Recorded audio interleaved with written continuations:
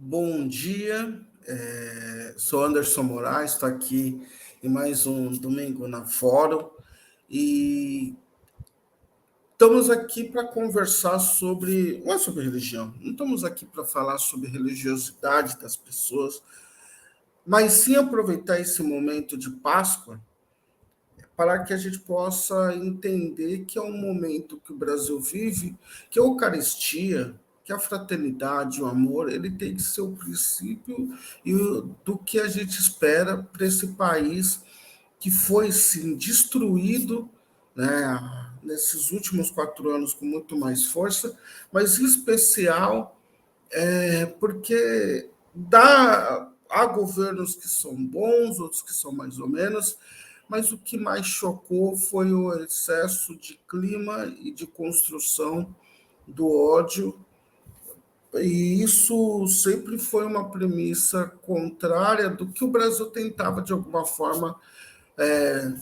produzir no seu dia a dia. Hoje não é sobre fé, aquela fé religiosa apenas, é sobre um programa para a gente lembrar do que dá certo, o que deu certo até hoje, o que pode continuar dando certo.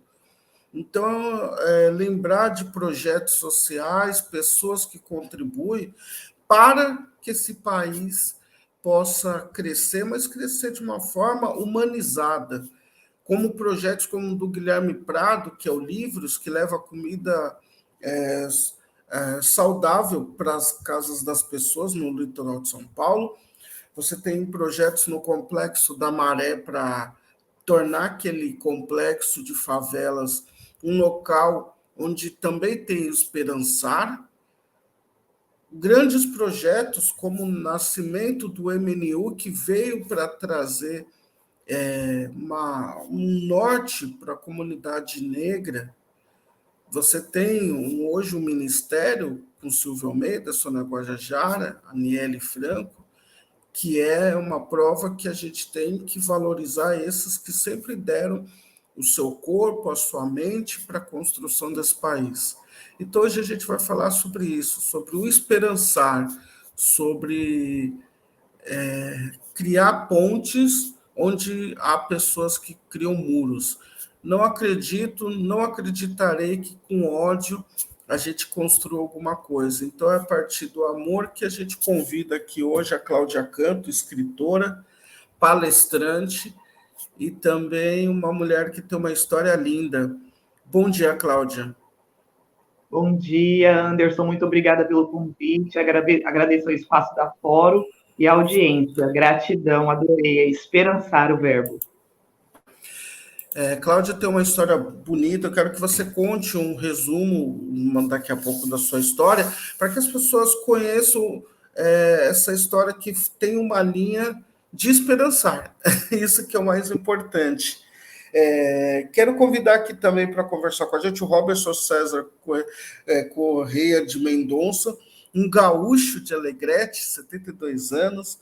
Ele foi agropecuarista, chegou a morar em situação de rua e hoje tem uma instituição que cuida de pessoas em situação de rua. Robson, bom dia. Muito obrigado por ter aceitado aqui o nosso convite.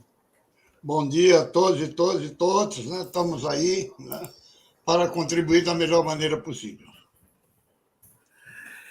E a ideia aqui hoje é a gente conversar. Eu vou ser muito sincero para vocês. Hoje eu não quero falar dos temas que nos entristecem, como o governo que passou. Eu quero falar do que a gente pode pensar de fraternidade no que vocês fazem de mais bonito.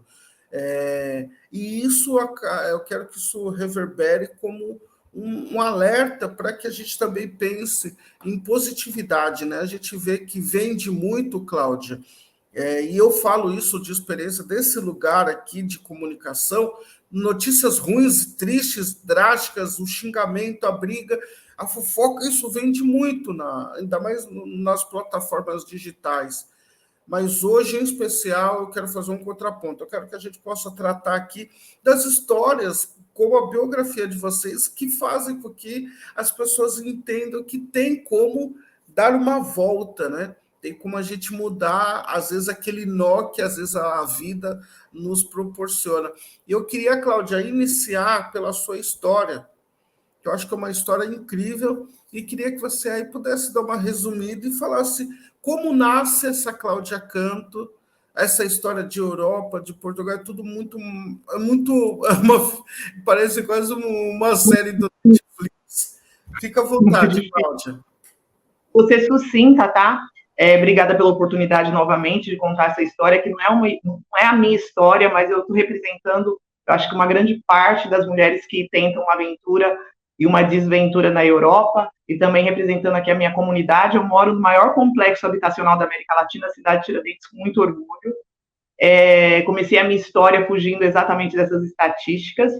Começo mergulhando na literatura desde os idos da minha infância, de que forma, quem me estimulou, ainda é muito, muito misterioso, porque eu não tenho essa memória. Só sei que os livros caíram na minha vida e, de fato, parece clichê falar isso, mas foi bastante prático como bote salva-vidas. Então, eu comecei a ler os grandes clássicos muito cedo, e comecei a perceber que aqueles livros proporcionavam mais vocabulário. Eu conseguia fugir dos bullying exatamente porque eu não faço parte da estética padronizada na época, que na época eram as paquitas da Xuxa. Pode parecer bobagem, mas quando você liga a televisão e não se vê representada por uma negrinha, uma negra, hoje eu me coloco como uma mulher afro-indígena, que eu trago no Brasil toda essa mistura, essa diversidade que coloca a gente de uma forma mais empoderada e mais rica no mundo, diante do mundo. Hoje eu consigo enxergar tudo isso, mas de qualquer forma era muito problemático o meu psique, já que na minha comunidade não tinha nenhuma representatividade. Então, os livros vieram para me mostrar que tinha um mundo além e que eu não conhecia. Esse contato com a literatura me colocou sonhos grandiosos na minha mente, e um deles foi viajar a Portugal, exatamente para mudar um pouco o meu currículo, que eu estava cursando jornalismo na época, e eu acreditava que uma viagem para a Europa poderia me dar mais ascensão. E foi assim que eu caio nas estatísticas, mulher negra, imigrante na Europa, em Portugal, sem contato, sem nada, sem saber o que eu estava fazendo ali. A força da natureza me empurrava para isso. E eu caí exatamente no século XVIII na Europa. Eu falo isso de uma forma metafórica, mas representa muito o que eu vivi lá.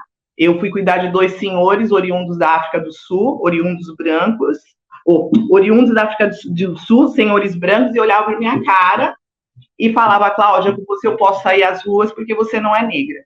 Isso para mim foi um impacto, porque a minha ancestralidade, a consciência da minha negritude aconteceu exatamente em Portugal.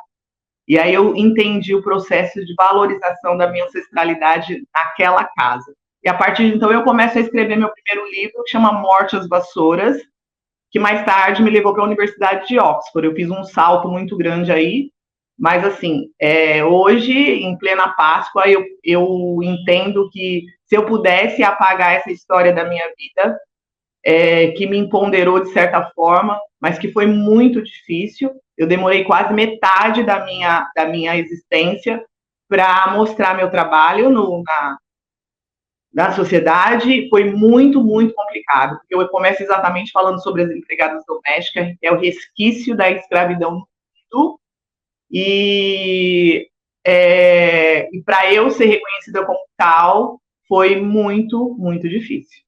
Sem vitimismo, tá? Mas é importante, tem uma parte que você suprimiu da sua história, porque eu conheço, mas estar na Europa, que era o sonho da sua vida para sair daquela realidade das estatísticas de quem mora em periferia, aquele glamour que se vende da Europa, dos Estados Unidos, eu vou sair, eu vou ter uma vida próspera e vou construir. Você precisa contar esse pedaço de Portugal um pouco, porque eu acho que é uma forma de desconstrução desse complexo até de vira-lata que tem, que lá fora tudo é perfeito e aqui é tudo ruim. E isso é importante. Eu queria ouvir um pouco sobre isso de você para eu passar para o Robson. Anderson, você tocou no ponto central. Hoje eu tenho uma experiência muito vivaz de Europa, eu já fui muitas vezes depois dessa experiência, e foi com muito tempo, foi depois do meu despertar como mulher negra, preta, que eu entendi que dentro da minha comunidade, eu não faço isso romantizando a pobreza de jeito nenhum, exatamente dentro da minha comunidade, tinha o potinho de ouro, ó o clichê, que eu procurava na Europa. Eu entendi que o processo de construção da minha história se dava exatamente nos atalhos que eu não enxergava aqui na minha comunidade. Aí hoje eu tenho uma palestra chamada Riqueza, antes era Riqueza Ignorada, porque eu ignorava essa riqueza, eu acreditava que estava lá, e depois que eu descubro que todo o potencial, a potência periférica, a potência de ser uma mulher favelada, de uma mulher negra que me levou para a Europa, que foi o caminho contrário, não foi a Europa que me daria o glamour que eu buscava, foi exatamente a minha vivência periférica, exatamente o conhecimento de rua, a riqueza empírica que eu encontrei aqui, que me potencializou para eu ir para a Europa. Então, voltando à sua pergunta, quando se coloca esse glamour todo, é mentiroso, é óbvio que cada um tem a construção da sua história, cada um tem uma diretriz a seguir na sua vida, mas o que eu encontro hoje, voltando para a Europa, acabei de voltar da Suíça, conheço a Alemanha e viajei por vários países. E o que eu vejo é um verniz social, porque só é preenchido essas lacunas quando você se autodescobre, quando você entende o seu processo, quando você finca o seu pé na tua raiz, na tua ancestralidade. Então, dinheiro por si só não é capaz de preencher nenhuma dessas lacunas. Então, quando eu começo a entender isso, eu começo a entender que também que tem um dinheiro invisível, e esse dinheiro invisível, tomando muito cuidado para não entrar em autoajuda, em coach, porque eu não sou coach, mas o dinheiro invisível do exército que tem, da potência que tem na minha periferia, de como a linguagem de rua é muito pouco aproveitada nas academias, que tem uma lacuna muito grande na USP até hoje, não tem uma matéria que seja especializada nas nossas riquezas que tem na periferia. Então, tem antropólogos que nunca entraram numa favela, que nunca entraram numa comunidade. Então, não consigo entender como que um profissional da área de humanas não tem essa vivência. Então, a Europa tem todo esse verniz que é ditado. É lógico que você tira uma foto e você está lá na Suíça, qualquer lugar da Suíça é lindo e maravilhoso. Mas o que tem por trás, que é o frio, que é a dificuldade de sobrevivência financeira. Eu costumo dizer que eu estou pagando até hoje um lanche que eu comi na Suíça, que foi 10 francos, Anderson, 50 conto ali, mais ou menos R$55, um lanche simples. Então, para você viver num país que tudo é muito caro, como a Suíça, tudo é muito, você precisa trabalhar, e você trabalha, e você não tem chance de estudar, entendeu? Então, às vezes, você fica lá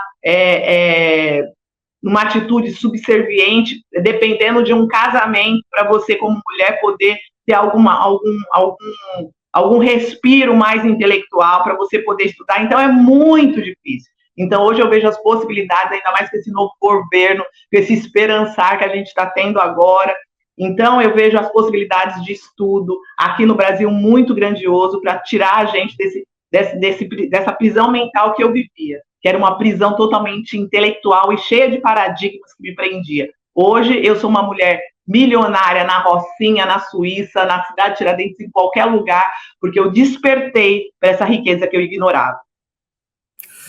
Robson, querido, sobre riqueza, né? Você tem uma história também incrível que passa dessa questão do agropecuarista, e onde num país onde o agronegócio é o grande inimigo, um dos grandes inimigos que a gente tem atualmente, um homem que foi morar em situação de rua. Como que se dá esse processo? Como que essa mudança mental também, né? Porque tem que saber lidar mentalmente com todas essas reviravoltas que a vida dá e superação também, né?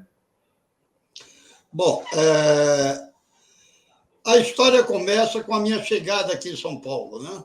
Ao chegar, ser vítima de um roubo, sequestro, perdi tudo. Na época de agropecuarista, para mim, morador de rua era bêbado, era vagabundo, era drogado, não servia para nada. De repente, eu caio naquela situação de pessoas em situação de rua, sou encaminhado para um albergue, não consigo dormir com medo, porque eu tinha um pavor de morador de rua, estar ali no ambiente onde ele estava, achava que ia ser morto de uma hora para outra por eles, né?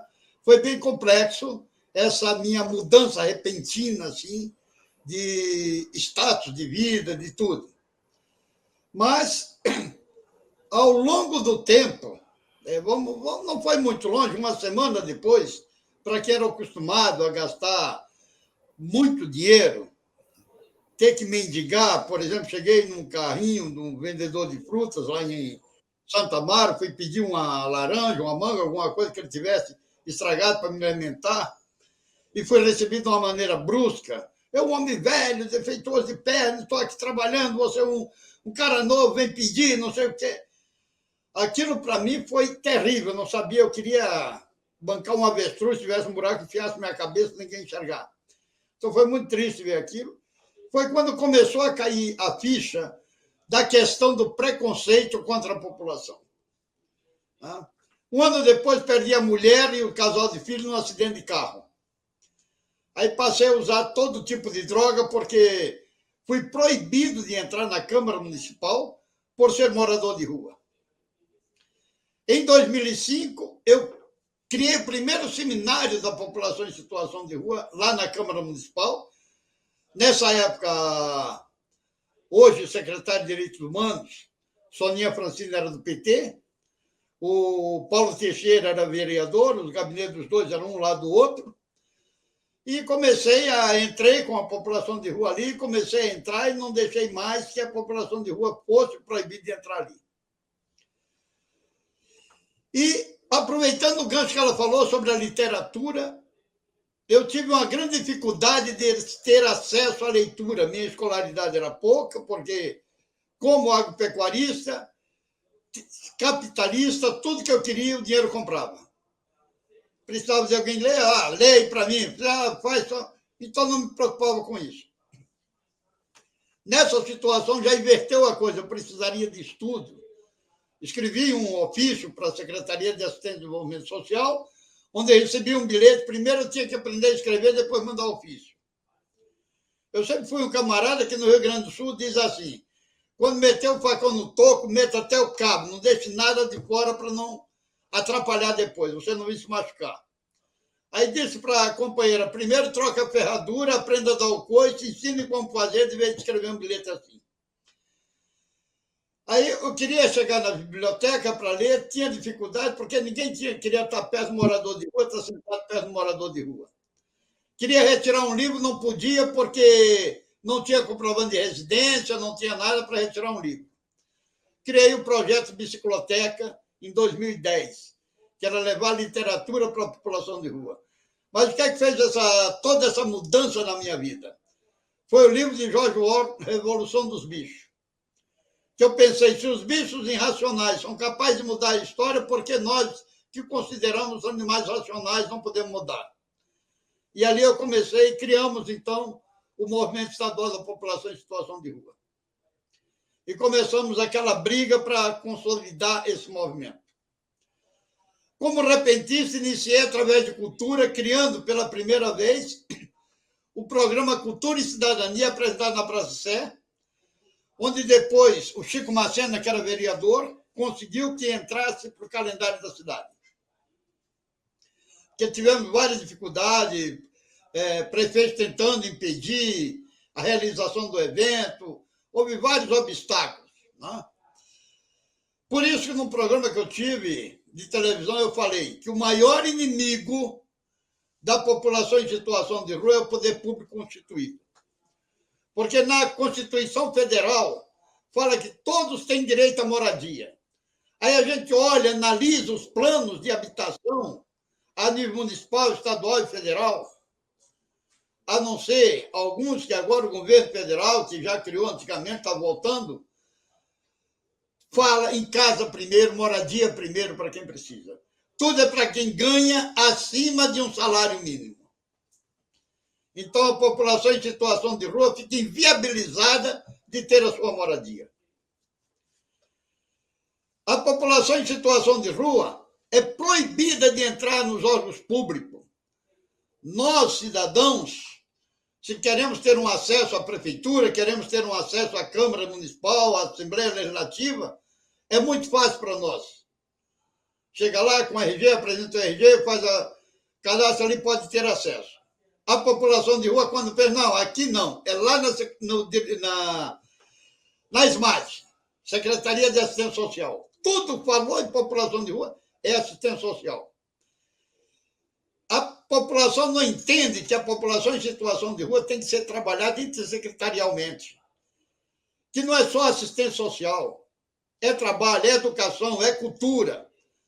Todas as secretarias têm que integrar para poder ver a questão da população em situação de rua. Então, todas essas questões levam cada vez mais a essa população ficar no estado que está. Então, criando o programa Cultura e Cidadania, eu vim criar também o programa Show de Talento, Caça-Talento, Miss Rua, Sopa de Letrinha, Natal de Luz, enfim, fui criando concurso de poesias, fui criando 1001 eventos culturais, onde a gente pegou pessoas em situação de rua, criou banda, criou grupo de teatro, criou MCs, e todos os programas que a gente fazia, eles se apresentavam.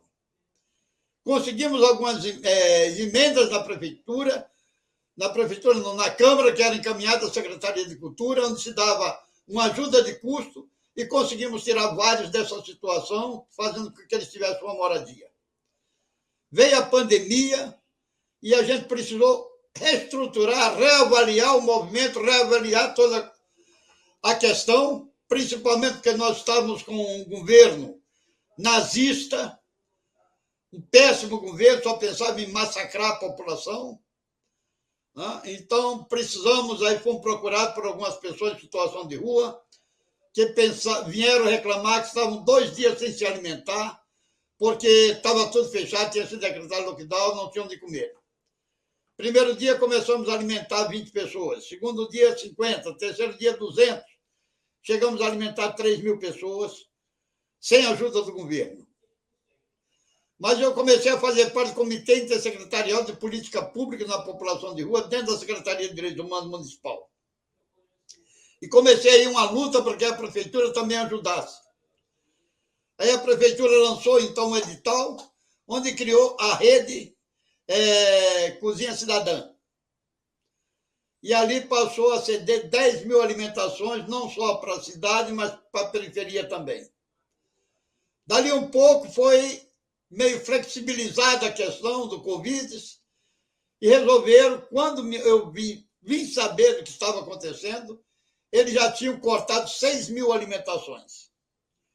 Levei 1.000 moradores em situação de rua para frente da prefeitura, botei cadeira, se alimentamos ali para ser recebido e não fomos recebidos.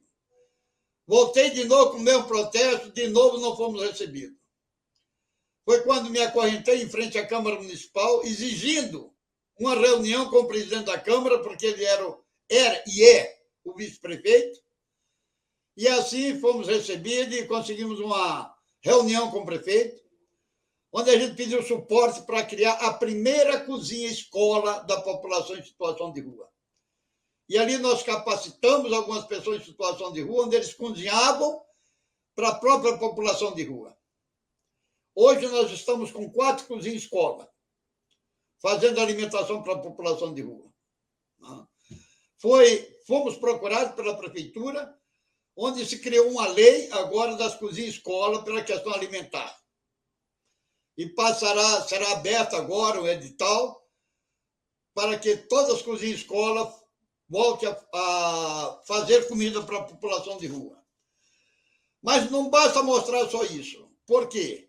Nós estamos vivendo um momento crucial para a população em situação de rua, onde cada governo que assume, estou terminando com a Cracolândia, a Cracolândia terminou, como disse o Dória, o que a gente sabe que não é verdade. Ela migra para vários lugares por causa da repressão policial. Eles não tratam o dependente químico como problema de saúde, sim como problema policial. Agora estamos com essa questão de destruir as barracas, tirar a barraca, numa época mais emblemática, porque agora estamos na questão das baixas temperaturas. Famílias com criança que têm a única proteção, porque a prefeitura não tem como abrigar tanta gente, nós estamos mais de 66 mil pessoas em situação de rua na cidade de São Paulo, onde a prefeitura só tem capacidade de atender 30 mil pessoas. Aí começa a desmanchar barraca, começa a quebrar barraca, começa uma ação higienista na cidade, tentando esconder a problemática para baixo do tapete. Marcamos uma reunião, estamos vendo aí para ser recebido pelo prefeito, para tentar entender essa lógica, que quando a Secretaria de Assistência e Desenvolvimento Social, o seu Carlos Bezerra, diz que não tem condições hoje de abrigar 50 moradores em situação de rua dentro dos abrigos da prefeitura, o prefeito vai na imprensa e diz que tem vaga ociosa. Então, um dos dois está faltando com a verdade. E é isso que a gente precisa esclarecer agora nessa reunião. Pedir a presidente do Ministério Público, pedir a presidente da Defensoria, para que a gente vá nessa reunião e tente entender essa metodologia que ele está usando de higienismo na cidade. O Robson, cortando aqui, tem uma cena, sabe, Cláudia, que o Robson ele tem esse trabalho, o motivo dele estar aqui é esse trabalho lindo que ele tem, o Gui, você pode pôr na tela para mim, por favor, o card que eu te mandei do Robson?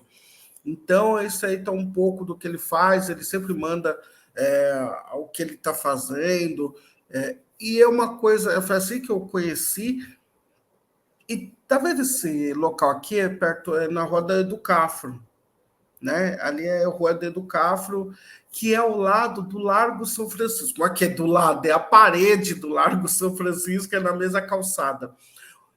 E, Cláudia, teve uma coisa que me chamou muita atenção, para você ver como que as nossas lutas, elas têm que ser lutas completas. Por quê?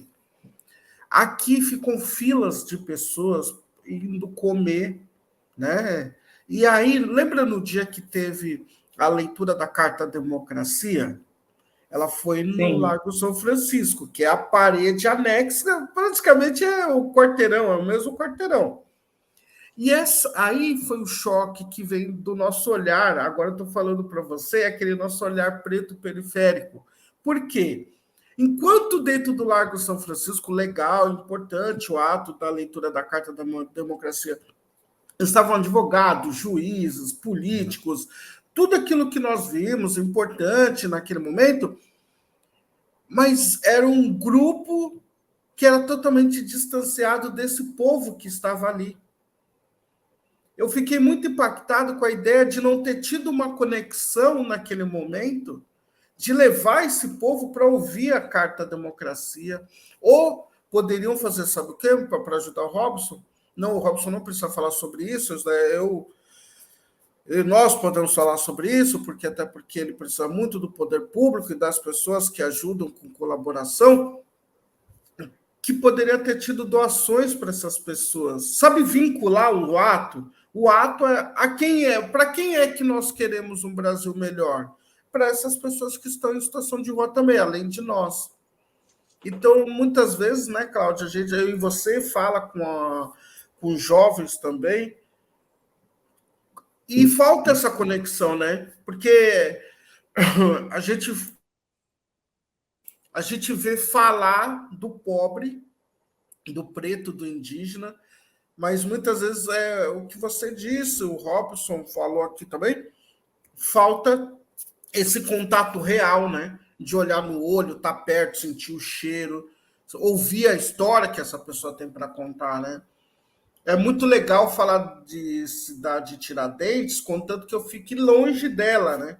Não próximo o suficiente para realmente conhecer a história, né? Como eu queria te fazer uma pergunta, e isso para o Robson também, e as pessoas questionam vocês sobre esse afastamento de falar assim, pô, Robson, você está aqui, eu vejo você falar do político tal, das pessoas, mas cadê essas pessoas? Eu queria que você e o Robson falassem sobre isso. Questionamento que eu tenho até hoje, por incrível que pareça, é o que eu estou fazendo aí na cidade de Tiradentes? Por que eu moro ainda na cidade de Tiradentes? Já que eu sou tanta coisa, é lógico que falam isso com muita ironia, né? Mas, enfim, essa lacuna social e intelectual do nosso país é que cria esses atalhos, essa política higienista, enfim, é essa elite brasileira, quando eu digo elite, eu digo a elite financeira, né? Não estou falando a elite pensante, que também tem muita culpa, porque eu não vejo um show do Chico Buarque na cidade de Tiradentes, por exemplo. Eu não vejo o show da Maria Bethânia na cidade de Tiradentes. Depois eles reclamam dos problemas que vêm, que advêm através do funk, que eles depois trabalham e colocam nas novelas, né? Enfim, então eles têm a facilidade de vir aqui, de se fantasiar, muitos atores da Globo, que eu digo, se fantasiam e vêm aqui para a periferia, adquirem os hábitos para incluir no personagem da novela, eles fazem TCC com as nossas histórias, eles fazem séries, eles fazem livros, e depois, na hora de tentar fazer essa ponte um pouco mais aprofundada, ou definitivamente mais aprofundada, para acabar com esses atalhos que só levam à miséria, à fome, à desigualdade abrupta que a gente tem no nosso país, eles não fazem nada. Mas na hora de buscar os ouros que nós temos aqui, aí é muito fácil, aí eles chamam Cláudia Campos para estar dentro da universidade, para buscar o que esse ser estranho, né, que é a Cláudia Campos, que continua morando lá, o que ela tem, tem coisa boa, vamos trazer, mas na hora de fazer uma política pública de inserção, aí a coisa se complica. Então, é uma completa ignorância desses acadêmicos de ainda não terem, eu reitero o que eu falei, uma matéria específica sobre essas inteligências orgânicas que nascem nas periferias, essas riquezas, porque eles têm muito, muito a aprender com esse povo que se vira dessa forma que eu virei, ao sabor da natureza, com tanta dificuldade, sendo empurrada pela minha crença na espiritualidade, sem apoio nenhum, enfim. Mas quantas Cláudias Cantos têm essa força? Eu não tive filhos, eu tive a possibilidade de focar na minha carreira, e outros tantos artistas que não têm essa possibilidade porque tem que colocar um sustento em casa. Então, eu não consigo entender como que um país vai dar um salto maior se não inclui essa população, né? Então, não é inteligente você não falar com estranhos, o que eles consideram estranhos, como as nossas vozes que eles pregam até hoje, não falem com estranhos. Quem são esses estranhos, na verdade, né? Então, é muito absurdo, voltando a falar, como que um profissional da humanas, né? E eu incluo advogados também, eu incluo juízes, que eu incluo todos eles que não têm uma vivência periférica, que não sabem o que acontece a 40 quilômetros de distância que está aqui na cidade de Tiradentes. Né? Então, eu não consigo entender, eu só consegui me ampliar mais o meu mental quando eu saí da minha bolha, quando eu fui lá também entender o processo dele, quando eu me joguei para outros países, quando eu me joguei para a região central, quando eu fui lá buscar a cultura que eles têm lá também, mas o vice-versa não acontece. Então, acho que essa lacuna, essa resistência deles é muito prejudicial ao Brasil inteiro. E acontece o que acontece, essas pontes. Ou melhor, essas ausências, né? De políticas públicas, enfim. É um programa para a gente aprofundar muito, porque esse subconsciente popular, que é tão importante ser estudado, não é estudado. Às vezes eles não têm nem linguajar, não tem nem comunicação, não sabe nem conversar com o povo, um profissional que estudou na USP. A Lélia falava muito disso, a Lélia Gonzalez. Ela falava sobre essa questão de nossos corpos sermos apenas parte de estudo, mas não quer estar próximo da gente, não quer saber o que a gente ouve, o que a gente fala. Uma coisa que me tocou muito foi na pandemia, dentre tantas e tantas, foi escola de samba, por exemplo, no que toca. Todo mundo quer ir lá na escola de samba, sobe na Mangueira, vai na Portela, na Vai-Vai, seja onde for. Só que com a pandemia teve um afastamento natural. E muitas dessas pessoas que poderiam continuar contribuindo, poderiam comprar fantasia só para ajudar financeiramente. Sabe, fazer Pix para ajudar. Nada, sumiram. então esperou acabar a pandemia para depois só utilizar aquele espaço novamente, só para ir naqueles 2 dias de carnaval, um dia de ensaio, outro aparece. Só que não entende que aquele espaço é mais do que o desfile. Ele tem ancestralidade, ele tem cultura, ele tem a população, gera recursos. Quando você deixa e abandona por causa da pandemia e não contribui ali financeiramente, tem a senhora que faz a fantasia, cola lantejola, que deixa de receber, por exemplo. Então, é uma cadeia Exatamente. que você vê destruída e prejudicada por causa dessa falsa tamo junto, ninguém solta a mão de ninguém. Isso aqui na prática não é bem assim. E, Robson, como que isso se dá com o pessoal em situação de rua? Eles te questionam, eles falam assim, ô Robson, você cita as pessoas, você fala, né? E cadê essas pessoas? Eu só vejo você aqui, eu vejo... E daí tem... Quando eu falo Robson, eu também coloco aqui essas pessoas que são... É sempre as mesmas, é o Robson, o padre Júlio Lancelotti, daí o Frei Davi ali... Daí você vê as mesmas pessoas circundando, contribuindo aqui em São Paulo, no Rio Grande do Sul, na Bahia. Mas para um país onde... Vamos por aqui, se o Lula venceu com 50 milhões e poucos, cadê todos esses 50 milhões e poucos que votaram no Lula para realmente, na prática, estar ao lado seu e do Robson? Eu penso muito sobre isso, sabe, Robson?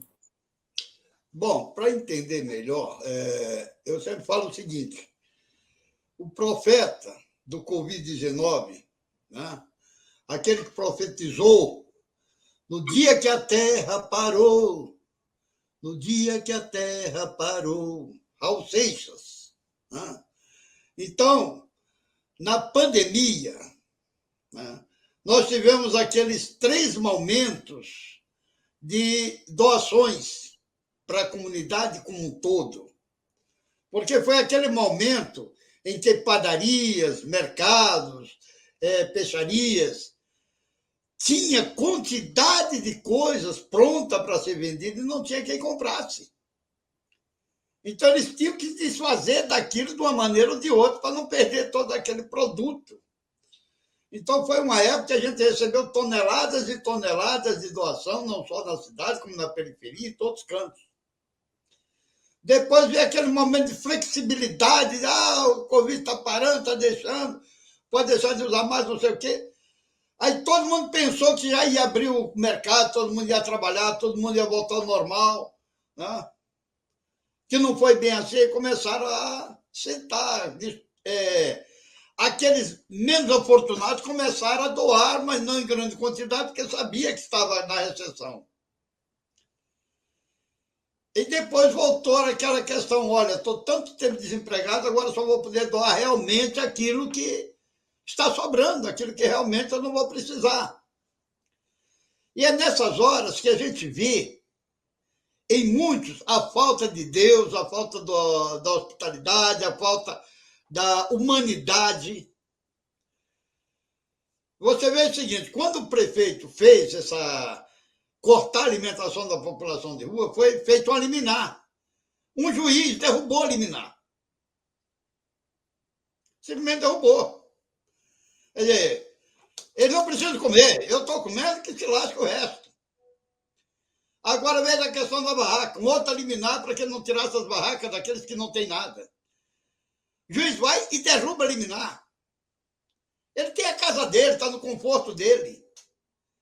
Que se lasque o resto. Eu falo isso sem medo, porque eu não tenho medo de juízes e promotores hipócritas que não tem Deus no coração. Aí você vê o seguinte, a grande quantidade da população em situação de rua está no centro de São Paulo. Mas por que está no centro? Onde é que está a estrutura da periferia? Lá quem precisa de um médico urgente, quem precisa de um trabalho, quem precisa... Onde é que está? O CAT da periferia, onde está? A questão do trabalho, onde está? A questão do lazer, onde é que está? Então, tudo isso que falta na periferia faz com que muitos da periferia migrem para o centro. Porque aqui concentra-se toda a outra questão. Mas também, por outro lado, O poder público, como eu já disse, o maior inimigo. Onde é que tem banheiros públicos na cidade? Aí a sociedade fica brigando com a pessoa em situação de rua porque faz suas necessidades fisiológicas nas calçadas, esquecendo que é dever do poder público botar banheiro público. Alguns idiotas, dono de bares, de lancheria, como aconteceu há 15 dias atrás, quase mataram um morador de rua porque foi pedir um copo de água. Negou um copo de água, que água é vida. E o governo se preocupa em botar água potável para esse povo. Então, todas essas questões, eles me perguntam muito, senhor Rossi, o senhor fala do deputado fulano, do vereador ciclano, do prefeito. Por que ele não vem aqui? Cadê o secretário que não vem comer a comida? Cadê o fulano que não vem aqui? Vê onde é que a gente está. Eles questionam muito isso. Infelizmente, a política é uma jogada muito triste. Por isso que eu digo, eu não tenho bandeira política partidária nenhuma. Nenhuma. Por quê? Eu brigo é por política pública, que é o que precisa esse país. São poucos os políticos que têm vergonha na cara e que se preocupam com a humanidade. Porque eu só vejo lobos fantasiados de cordeiros em busca de voto e em busca de ganhar, como nós vemos na indústria da miséria, ganhar sobre a miséria.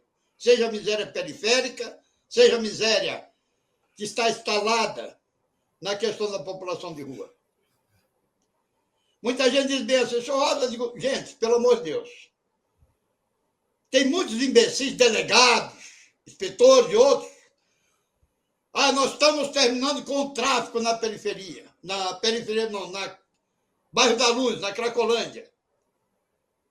Eu digo, você fala isso porque tem muita gente que ignora que ali não existe traficante. Tem aviãozinho. Quantos quilos de droga vocês pegaram na Cracolândia? 50 quilos de maconha, 30 de pedra? Nunca pegaram isso. Então não é traficante, é aviãozinho que vocês estão pegando ali. E penalizando os usuários que estão ali, fazendo uma revolta que quem perde é a sociedade. Porque muitos infiltrados começam a espancar, começam a invadir lojas, começam a invadir isso, para dizer que são os usuários que estão fazendo.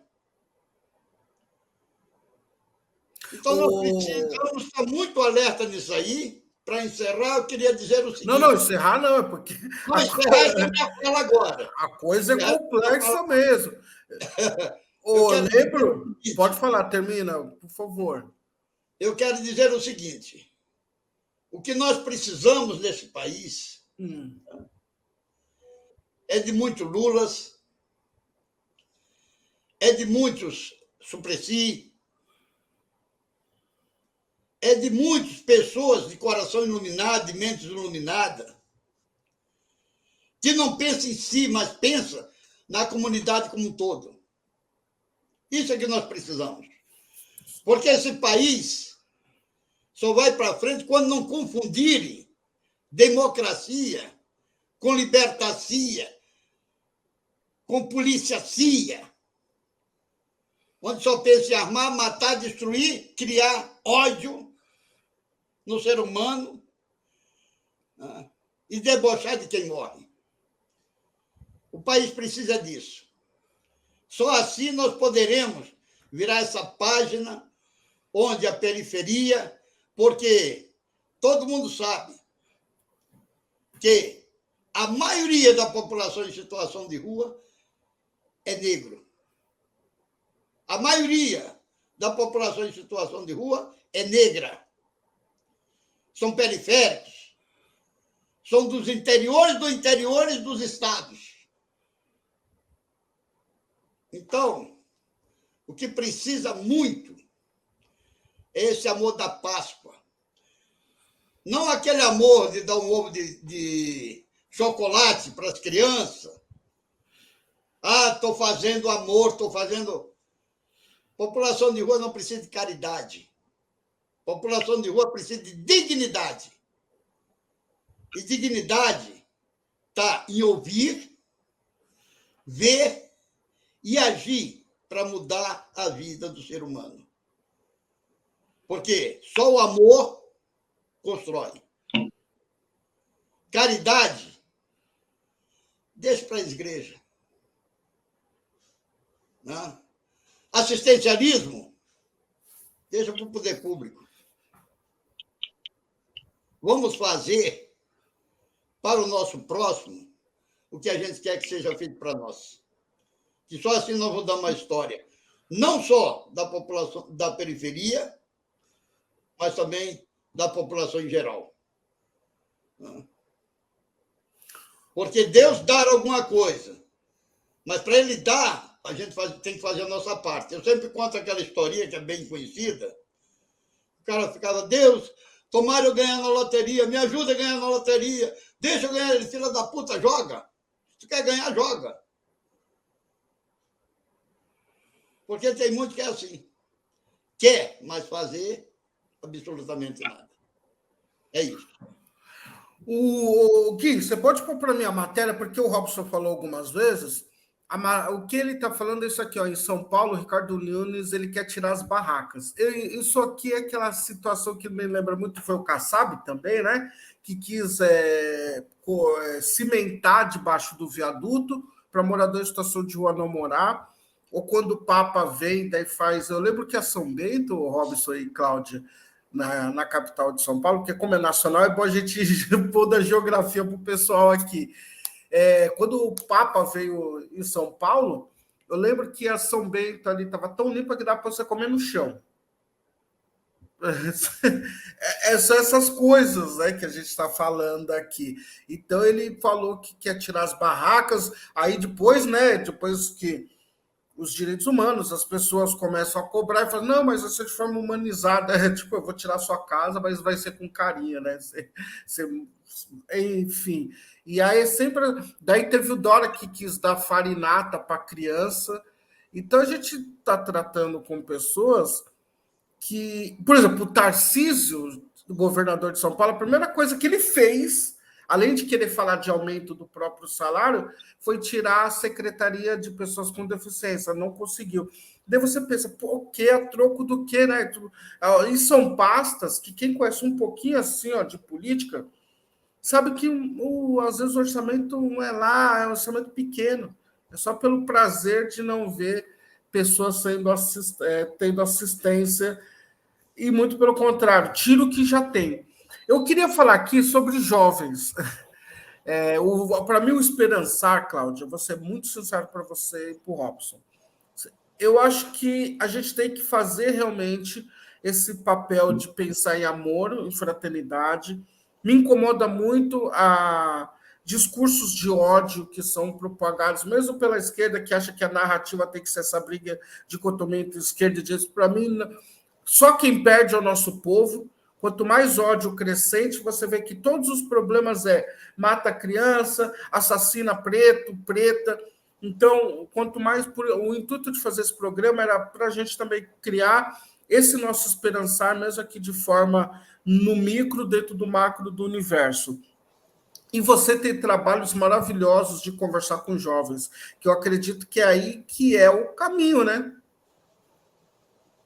Sim, é uma luta quase herculana, porque o que eu luto contra uma mídia poderosa aí, que insere a cada entrelinha a superficialidade, né? Das marcas, das ações, e que os influencers abrindo as suas mansões, as suas grifes, e aí eu venho com um apelo, que é um apelo mesmo da importância da valorização dos comércios locais, da economia circular, de como eu uso um vestido do brechó e consigo me adequar e consigo ter um estilo e consigo, ao mesmo tempo, gerar sustentabilidade para aquela costureira, minha costureira da comunidade.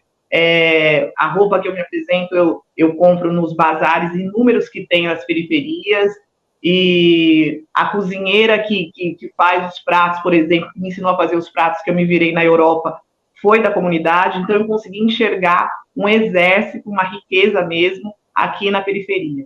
Então, você trazer tudo isso e contra, né, ou melhor, e ser um contraponto diante dessa máquina da mídia, que só abrange esses temas de como é importante você ter, e no fundo você tem uns vazios que não são mostrados, esse excesso de antiansiolítico, de droga, etc., é por causa desses vazios que não se preenche com um carro importado, com uma mansão, com um grife, com nada. Então, quando eu venho com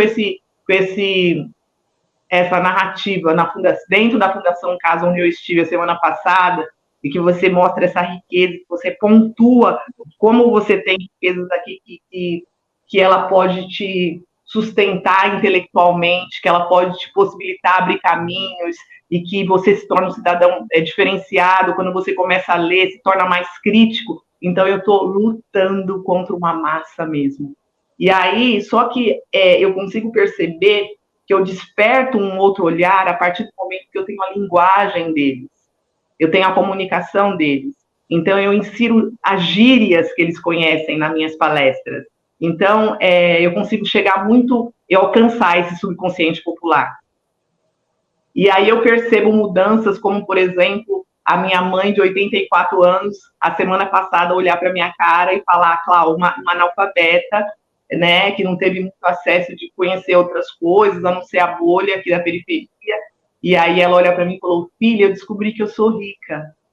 Né? Eu descobri que eu tenho uma experiência de vida que nunca falaram para ela que era valorosa, entendeu? Então, eu estar dentro dessas instituições e dentro das escolas, das favelas, das ONGs, falando dessa riqueza ignorada mesmo, acho que está sendo muito gratificante para mim. Quanto mais eu falo, mais eu acredito, e eu acho que é pontuar que tem um caminho através da educação e da cultura que não é falado, que não é pontuado, e que é tão importante. E, de novo, eu reitero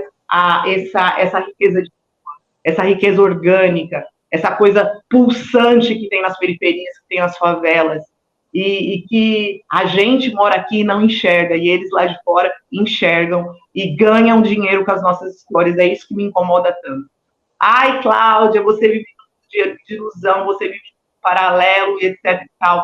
Pode até ser, mas foi esse mundo de ilusão, esse mundo paralelo que me fez chegar na Universidade de Oxford, recitando um presente para a elite brasileira, também na Universidade de Glasgow, vestida de empregada doméstica. E eu peço, um adendo, se você me permitir, para recitar essa poesia agora, para quebrar um pouco o protocolo, pode ser? Pode. Eu acho que fala muito sobre essa comunicação com os jovens. E os livros, você tem nenhum livro aí? Você tem algum livro aí próximo? Eu posso pegar daqui a pouco, tá? Eu posso pegar, mas eu tenho 24 livros publicados, que a maioria fala dessa experiência de mulheres lá na Europa, essa coisa que a gente falou nos primeiros momentos aí, dessa ilusão, desse glamour da Europa. Então, eu conto através desses livros, dessas biografias que eu venho escrevendo, de como não é tudo isso que falam. Então, eu venho escrevendo através de áudio que essas mulheres me mandam, em inglês, português e alemão. Eu montei uma rede na periferia, eu montei uma editora na periferia. Meus parceiros são todos da periferia, muito jovens. Eu acabei de criar um seriado que chama Riqueza Ignorada, com um cineasta aqui da comunidade, jovem também, com a família Barro Branco, que é um grupo de hip hop. Então, Anderson, tem muita riqueza aqui, tem muita coisa. E aí, enfim, quando eu começo a entender todo esse processo, aí eu fiquei uma negra metida besta, meu bem. Eu falei, não, peraí, que a gente vai começar a contar essa história, eles queiram ou não ouvir. E aí eu adentrei, eu ocupei espaços. Antes Anderson tinha constrangimento de entrar, por exemplo, no Shopping Guatemi, porque não tem uma placa falando negro e periférico não entra. Mas é um apartheid invisível que a gente que é da periferia sabe e sente que tem, que é uma coisa inconsciente, né? Então eu comecei a provocar, a entrar lá sim, a contar essa história, e que quando me perguntam onde eu moro, eu falo, eu moro no maior complexo habitacional da América Latina com muito orgulho, onde pela primeira vez eu tive um banheiro dentro de casa, onde a minha mãe, uma nordestina analfabeta, teve muito sacrifício para construir a nossa casa. Por que eu tenho que ter vergonha de falar que eu moro na periferia? Ao contrário, eu moro num palacete construída pelo meu pedreiro, que é um analfabeto, e quando chegou aqui para construir a minha editora aqui, eu falei, eu não tenho ideia de como que a gente pode fazer isso daqui. Ele fez um risco no chão, Anderson, e falou, olha, vai ser assim, vai ser assado, vai ser assim. Coisa que um arquiteto demora não sei quanto tempo para construir. E não é um lar desestruturado, não, que com assopro cai, não, é muito bem estruturada a minha casa por esse homem inteligente orgânico, esse pedreiro que fez aqui, que eu chamo ele de empreiteiro, né? Enfim, então tem todo um processo que eu comecei a entender, a minha costureira, que faz roupas lindas para mim. E aí, quando eu coloco isso para os jovens, olha, valoriza a tua história, a força da tua mãe, de ter lutado para você hoje estar aqui, enfim, você vai continuar comprando roupa de marca para encher de dinheiro os mais e deixar os outros mais endinheirados e a gente cada vez mais pobre. Não, você tem que usar o que é seu, o que é produzido por você, valorizar a tua marca. Se isso é ser malandro, você colocar uma marca que, por exemplo, eu não vou falar porque eu não vou dar esse golpe, mas certas marcas não colocam nem propaganda na televisão, porque nós que somos a base da pirâmide, a gente faz propaganda de graça para eles. E isso é ser otário, desculpa a palavra. Isso não é ser malandro. Malandro é valorizar a tua história, né? Então, imagine você falando isso na Fundação Casa. Enfim, então, eu queria recitar um presente para a elite brasileira, que, como eu disse, eu recitei na Universidade de Glasgow, vestida de empregada doméstica, e eu abro as minhas palestras em todos os lugares que eu acho que é muito provocativo o que eu falo, e enfim, então vamos lá. Um presente para a elite brasileira. Desculpa, voltando. Um presente para a elite brasileira. Dou de presente meu sangue de mulher para os famintos de cultura. Cambaleio diante dos tribunais, maldizendo os répteis que só enxergam bundas. Dou mulheres negras de atitude, enalteço a nossa história, a nossa ancestralidade. Infiltrarei um periférico em cada universidade para mostrar do que somos capazes. Dou poesia marginal e o Chico Buarque da periferia. E haverá um dia em que eles chegarão perto do belo, este mesmo que as estatísticas insistem em apontar como feio. Eles saberão o que é gana, o que é força ancestral, a flor da pele. Dou sem teto, sem inglês, sem francês, mas dispostos a lutar para mudar o rumo da gotinha que só cai na janela da elite. Elite cafona brasileira, e preconceituosa e racista, para complementar. Então, quando eu adentro com essa poesia, eles veem, é uma linguagem que tem um acesso, é impactante, e eu consigo me comunicar com esses jovens, como eu disse, usando gírias, usando palavras mais intelectualizadas, que a gente tem que mostrar a nossa língua portuguesa, que é tão refinada, e a gente tem que fazer o uso dela também. Enfim, então essa mistura, todo esse conhecimento que a periferia me deu, eu tento colocar de uma forma mais contundente, mais impactante, e mostrar que tem uma realidade aí que eles não enxergam. É isso, não tem muito o que acrescentar, ou quase nada. A ideia desse programa era isso mesmo, era trazer pessoas que fazem na prática o que muitos só teorizam. Ô Robson, no final desse programa aqui, eu queria saber como que as pessoas podem ajudar, contribuir para que esses almoços, café da manhã, tudo que você faz tenha mais dignidade e consiga ter pessoas que também conheçam o seu trabalho, porque tem muita gente que também, às vezes, não vai conhecer vocês porque não sabe como, né? Às vezes está ali no mundo dela. A gente tem uma grande mídia que não fala que o Robson existe, né? Então, como que faz para achar o Robson? Obrigado demais, Robson. Eu sou muito fã do seu trabalho e sabe que pode contar comigo sempre, porque a gente tem que valorizar quem trabalha. Tem muita gente que não trabalha ou trabalha de forma errada, ou às vezes não é de forma errada, né? Trabalha por os seus próprios interesses apenas, e a gente tem que valorizar quem contribui para a humanidade e que estende a mão como você. Bom, eu, para encerrar a minha participação, vou usar de um repente e dizer a essa gente tudo o que precisa dizer. Eu nasci no meio da riqueza, vim conhecer a pobreza para poder entender. Fui do auge do clamor, que é ser o financeiro, onde o golpe traiçoeiro na calçada veio deixar. Hoje, na rua José Bonifácio, 395 está o lugar onde aquele que quiser pode o trabalho visitar.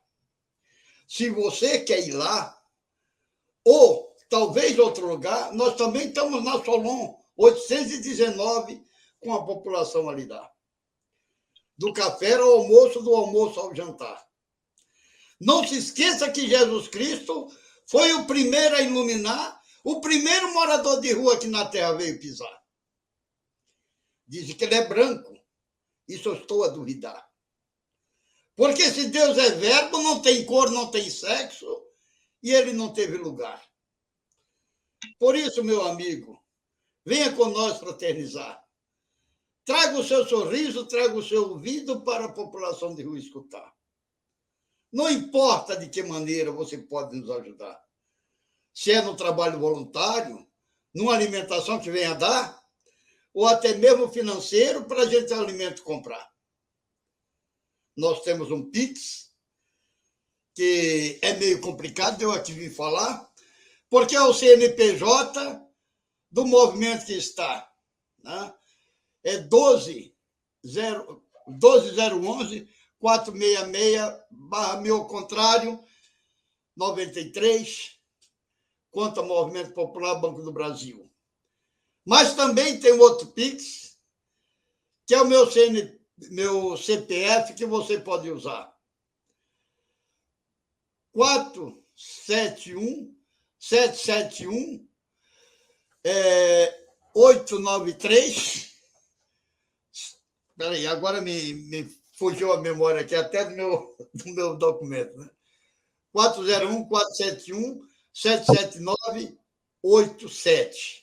É onde você também pode usar, que é da Caixa Econômica, que você pode depositar. Não se esqueça que quem dá ao pobre é Deus tem emprestar. Agradeço a vocês essa oportunidade que dá de conhecer essa preciosidade da periferia que está a lutar. E você, Anderson, que veio nos convidar para estar nesse momento a história que contar. Então, agradeço a todos e quero assim encerrar. Paz e luz e prosperidade em nome de Orixá.